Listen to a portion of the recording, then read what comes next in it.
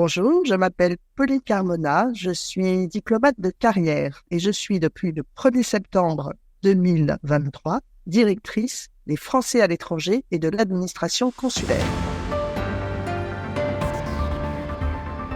Quelle est votre mission en direction des Français de l'étranger ? Le rôle de la DFAE est de coordonner l'action de nos consulats dans le monde et de veiller à ce qu'ils apportent un service public de qualité à nos compatriotes. Comment faire en sorte que les Français de l'étranger soient pleinement citoyens, même si loin de la France parfois ? Alors déjà, en leur permettant d'exercer leur droit de vote. Un dispositif important de bureau de vote est mis en place lors de chaque élection pour permettre à nos compatriotes de voter. Et ce sera bien sûr le cas pour les élections européennes. C'est également par leur vote qu'ils disposent d'une représentation, aussi bien locale que nationale.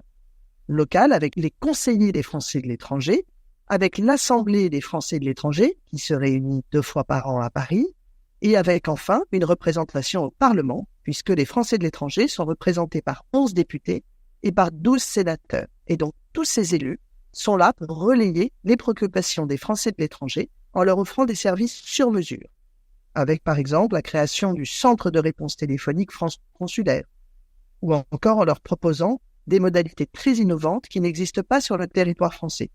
C'est le cas du vote par Internet, qui est offert pour les élections des conseillers des Français de l'étranger et pour les élections législatives.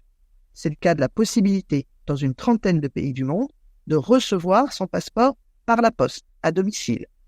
Ou même, dans 2 pays, le Canada et le Portugal, dans le cadre d'une expérimentation, de renouveler son passeport sans aucune comparution au consulat. C'est le cas enfin de la dématérialisation en cours de l'état civil des Français de l'étranger. Et nous tenons beaucoup à ce rôle de l'administration consulaire comme laboratoire d'innovation pour nos compatriotes, pour leur offrir un service public à la fois innovant et de proximité. Cette démarche de numérisation permet de garder le lien, d'interroger les besoins aussi des compatriotes de l'étranger. Ça permet de simplifier les démarches en évitant à ceux qui vivent le plus loin des consulats d'avoir à prendre l'avion et donc à débourser des sommes importantes. Si on prend le cas, par exemple, de l'expérimentation qui a commencé le 1er mars de renouvellement des passeports sans comparution au consulat, donc ça concerne le Portugal et ça concerne le Canada.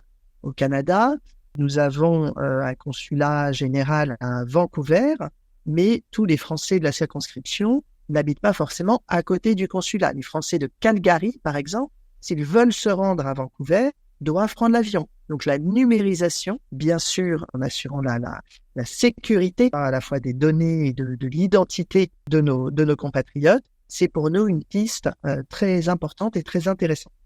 Pour préciser, les consulats, donc c'est le service public de proximité pour les Français à l'étranger. Ils jouent à la fois le rôle de mairie et de préfecture. Donc c'est au consulat que l'on vient déclarer une naissance, transcrire un acte de mariage célébré localement, faire sa carte d'identité ou son passeport. C'est aussi le consulat qui est chargé d'instruire les dossiers de demande de bourse scolaire pour les enfants français scolarisés dans le réseau des écoles françaises à l'étranger, ou encore des aides sociales pour les plus démunis. Quelles sont les actions communes avec les notaires de France et en quoi sont-elles précieuses ? Le Conseil supérieur du notariat exerce une mission de service public très importante d'information des Français à l'étranger sur le cadre juridique applicable notamment aux couples et à la famille, à la fiscalité ou encore à la succession. Les nombreuses missions effectuées sur le terrain, en lien étroit avec nos consulats, sont particulièrement appréciées de nos compatriotes.